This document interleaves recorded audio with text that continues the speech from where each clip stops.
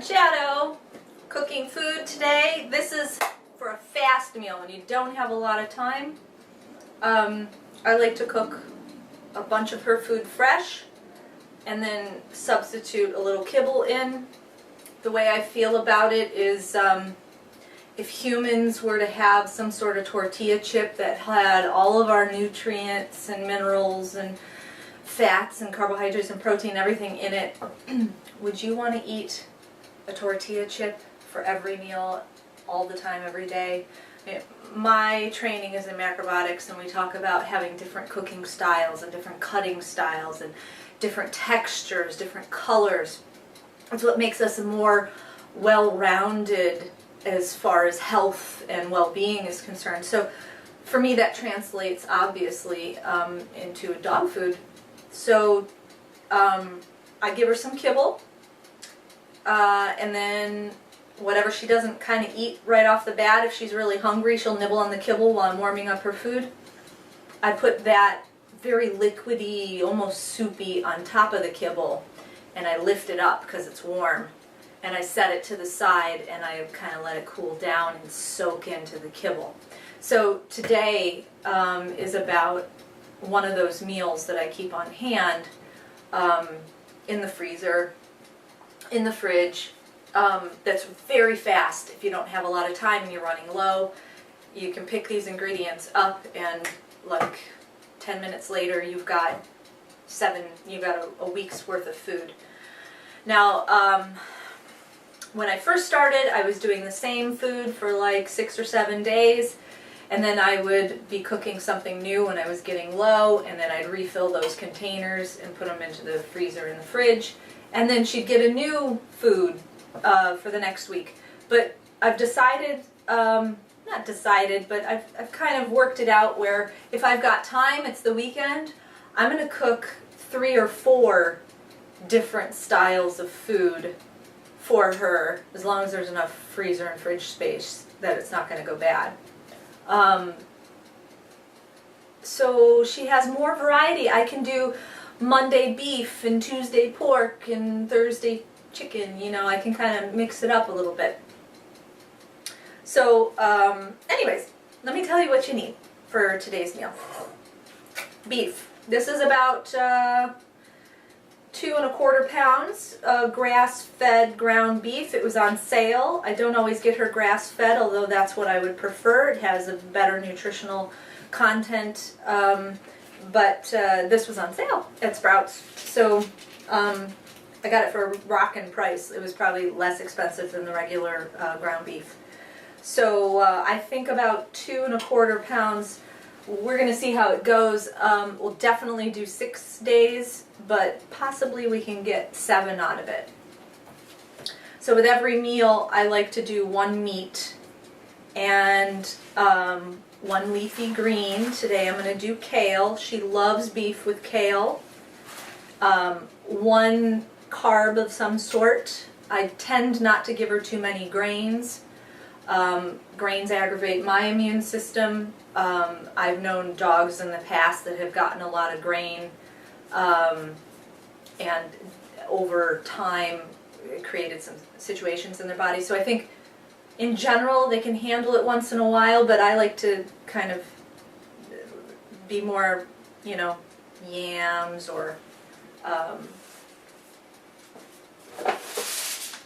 butternut squash, any of the, you know, winter squashes that are a little high in carb content, sometimes a potato. So I lean a little bit more that way, but sometimes I give her some white rice, white jasmine rice. And then 1 fruit. And today I'll be doing blueberries.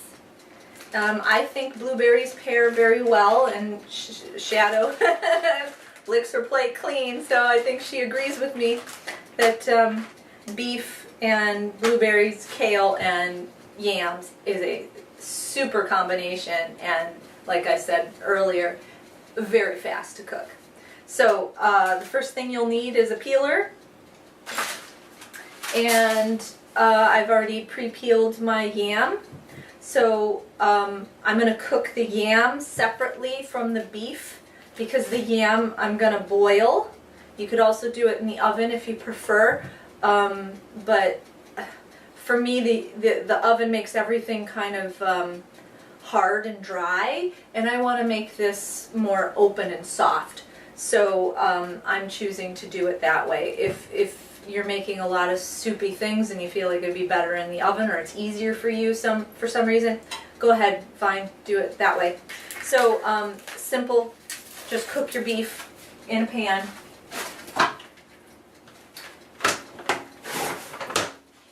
Until brown. And while that gets started, I break it up just a little bit.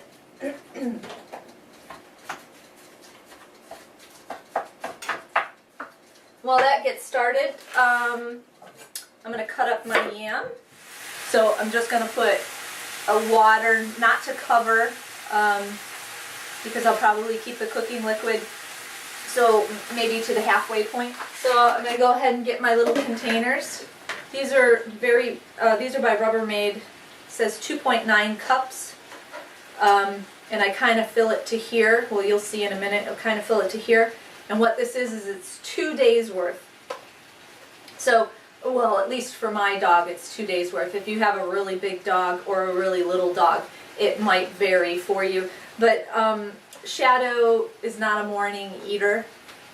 In fact, sometimes I don't even give her the kibble, because if kibble's mixed in with the good food, she's kind of like, yeah, I wasn't really in the mood for eating, and now you put kibble in it, so I'm not gonna eat it. So I feel her out, and sometimes I give her like a 1/4 cup of kibble and about 1/3 of this container for breakfast. And then for the evening, oh, she loves to eat in the evening. It's probably because we've gone to the park twice and we've walked and we've done all kinds. She's been playing ball and she's hungry. I feed her somewhere between 5 and 6, and she gets the other 2/3 plus. I start her with about a cup and a half of kibble, and then plus the 2/3. And then if she's still kind of looking around like, yeah, I did a little extra today, I need a little extra, so I'll just dump some kibble. If she's really hungry, she'll eat kibble. It's not a problem. It's just the morning she's a little finicky. She's not a natural morning eater. Some dogs don't care. They'll eat any time of the day. Shadow's just like that, so you know your dog better than me. We've got 4, 5, 6. I think we can make it to 7. So let's go ahead and put the 7th one out here. Now, the kale and the blueberries don't need to be cooked. So we've got our beef cooking here. We've got our yams starting to warm up.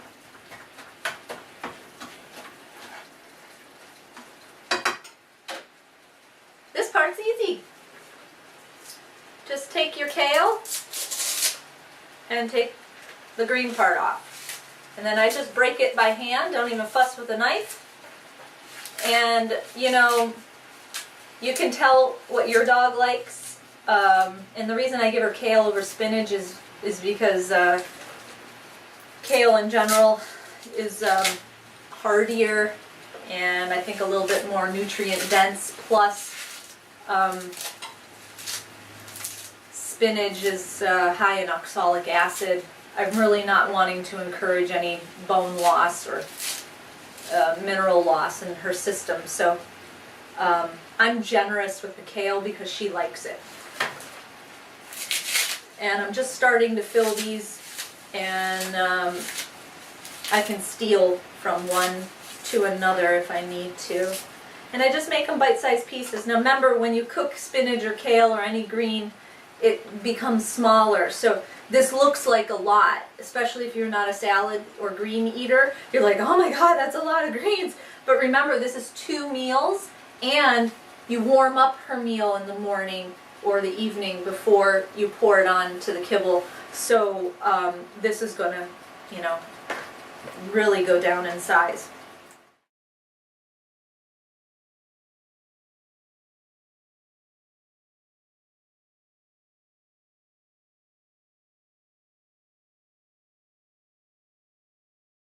This is 10 ounces of blueberries.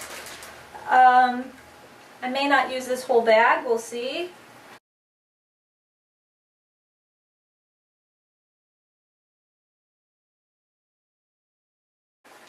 We're boiling here, which is really nice, so I'm going to put my lid on. It's hiding. So at this point you'll just cover your yams and reduce the heat. And 8 or 10 minutes they should be finished. Just as soon as you can put a fork in them and they kind of fall apart, you're done. Beef is going really good.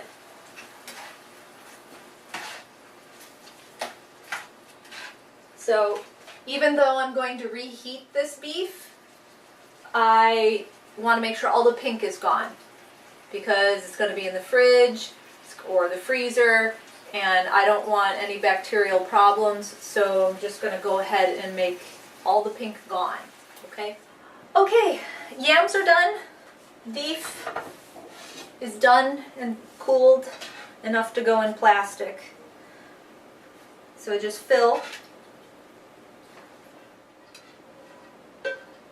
Okay, as you can see, there's some lovely juice left. I'm just going to put a little bit in each one. It's got some nice fats, yummy. And there'll be some cooking liquid there as well when you get to the end.